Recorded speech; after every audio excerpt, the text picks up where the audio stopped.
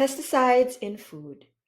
We started questioning the role of pesticides in food production shortly after my husband Dave and I had our first child. Indeed, what got us into gardening initially was that our first-born and second-born children suffered from severe allergies soon after their birth.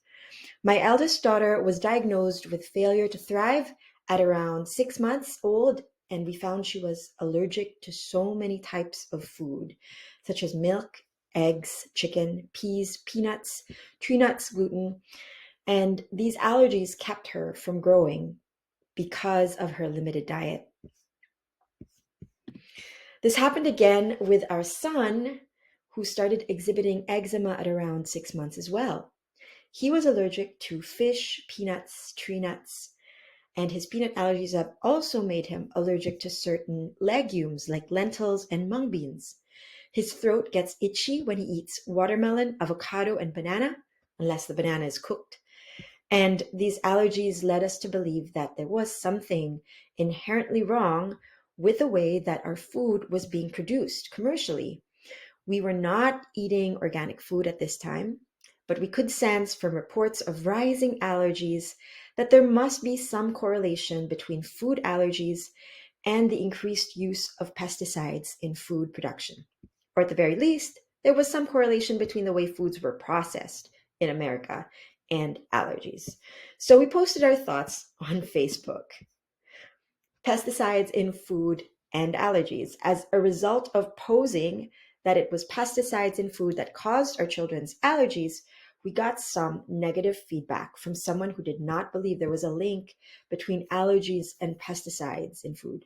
I just blocked out the names to respect those involved. And in the end, we just posted on Facebook that all we could do was hold up all the good that permaculture had done for us in our lives. Indeed, growing in an organic way and eating organic did not completely erase or cure my kids' allergies because, as she says here, organic food does not cure anything, especially food allergies. That is not how that works. Most kids will outgrow food allergies except nut allergies, which are more likely to be lifelong. So your kids reacted in a typical manner regarding food allergies and would have no matter their diet, implying that food allergies could be cured by eating organic is a dangerous line to walk, said the respondent. And indeed, growing in an organic way did not completely erase or cure my kids' allergies. Many of their allergies they outgrew, but not all of them. Yet, we are happier, healthier overall, and more producers now than we are just consumers. When we first watched our children suffer through these allergies, and the kids that followed did not have any allergies. Growing organically has allowed us to buy less groceries, yet have quality food that is more nutritious and more delicious than store-bought. It's allowed us to be inspired and in awe of the natural world and its wonderful systems. And we are more and more grateful to the Creator that made all the goodness we are growing possible. It's improved our health. We get sick less often. Our digestive issues are very rare. And the kids, like I mentioned, that followed after we made that switch to buying and growing organic, we had 4 more, had no food allergies. Finally, it helped us heal the planet. Did you know that 30% of our household actions can draw down atmospheric carbon? A lot of those actions come from gardening or growing your own food. And in case you want to know the science behind pesticides in food and human health, here are some scientific studies which show the link between pesticides in food and food allergies. The link between chemicals called dichlorophenols, DCPs, and the presence of a food allergy, pesticides associated with allergic and non-allergic wheeze among male farmers, studies showing pesticide-induced allergies, link of organophosphates in inducing food or plant allergies. Now, and this is an abstract that basically summarizes it for us. These results suggest that various pesticides as environmental pollutants exacerbate allergic disease. Some allergies are, of course, caused by genetics. Either they're inherited or arise as a combination of genetic mutations and environmental factors. But what I noticed in researching food allergies and pesticides is that most of the research links pesticide use to cancer.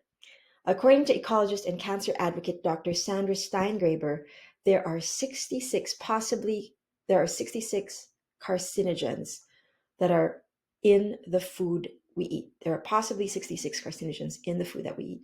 And here are some studies linking pesticide use with the development of, in this case, thyroid cancer. Here are some others: pesticides and pancreatic cancer, pesticides in childhood leading to cancer, summary of several studies on pesticides and cancer.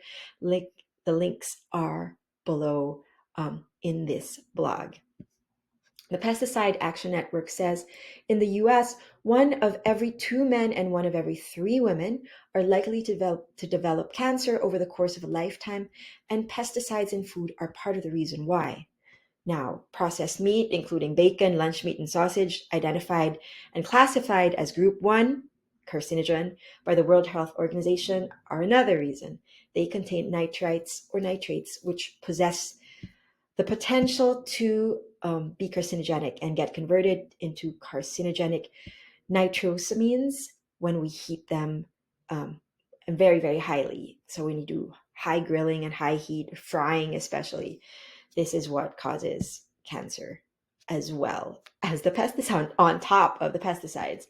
And here's a link, rawforbeauty.com's infographic, just showing us how the juxtaposing the cancer-causing foods to the green leafy turmeric top anti-cancer foods.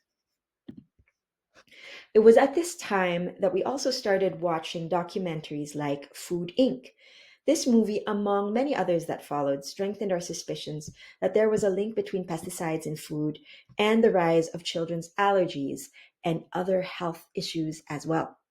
Now we were starting to believe actually that the conventional, now we were really starting to believe that the conventional commercial American food system was flawed. But not only do pesticides harm humans, they affect several different ecosystems. They kill off beneficial pollinator insects such as bees. They annihilate micro and macroorganisms, bacteria, fungi, and archaea in soil. And when pesticides enter the water table and leach out into the waterways, they contaminate aquatic ecosystems and creatures there. And they've been shown to have turned male frogs and fish into females. It was because of these connections that we decided to buy organic as much as we could. And of course, this change in buying habits did not occur overnight. At first, we decided to buy only organic milk, and then it was the eggs, and then it was the vegetables, and then the cheese, and then we became aware of the Dirty Dozen, and we went for these top 12 organic veggies. Little by little, year after year, everything that we could buy, everything that we could buy organic, we did. And as you could imagine, our grocery bill went through the roof. But was that enough? Was that all we needed to do? Buy organic? Not everything in our grocery stores is organic. Would buying organic alone solve our problem? Would that one act get rid of our kids' allergies? Did these conventionally grown foods actually nourish us? And the answer, as you would suspect, is no.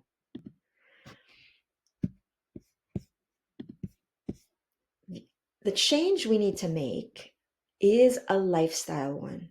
The approach should be one that is holistic, and the fastest way we thought to make that change was not by choosing to consume organic over conventionally grown food.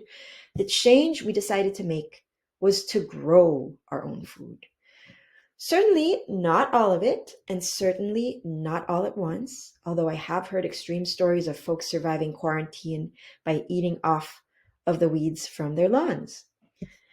But take one small action from consumption to production today. Dig deeper by starting small. You can learn how to grow your own pesticide-free food by signing up for our core course on permaculture gardening, the email version below. I hope this has been helpful, and let me know what you think about it in the comments below.